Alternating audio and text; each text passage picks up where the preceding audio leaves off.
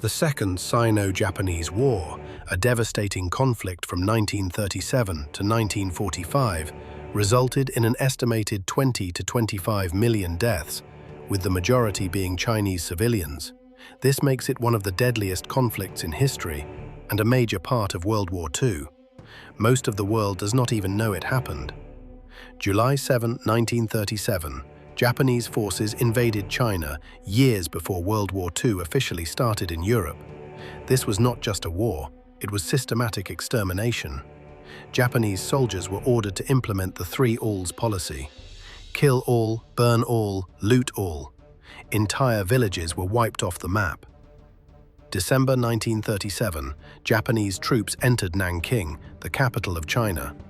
What happened next was so horrific that even Nazi officials in the city wrote letters home calling it barbaric. For 6 weeks, Japanese soldiers murdered, raped, and tortured civilians. Estimates range from 200,000 to 300,000 dead. Women were assaulted, then killed. Children were bayoneted for sport.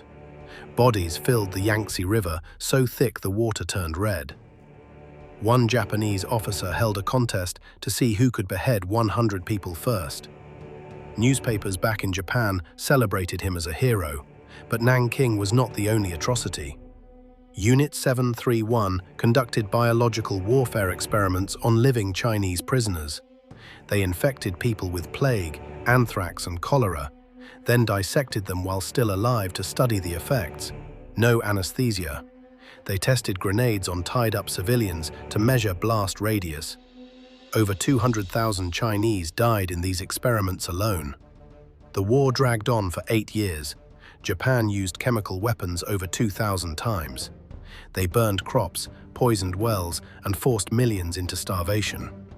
By the time Japan surrendered in 1945, China had lost more people than any other country in World War II. Yet history books barely mention it, because the victors write history and China's suffering was eclipsed by Europe's war. 25 million people dead and the world moved on.